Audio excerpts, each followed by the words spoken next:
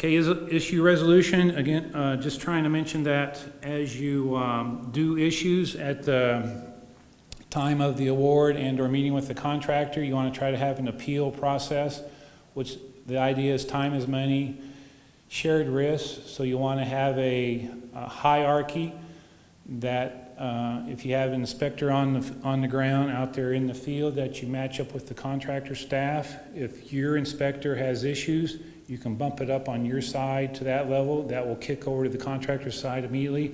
The idea is quick, timely notification to get action, to move it to the next level as needed or felt needed, so you get comparable staff from the other side, and that the issue can be resolved timely. And stay on top of that one, because they'll play you.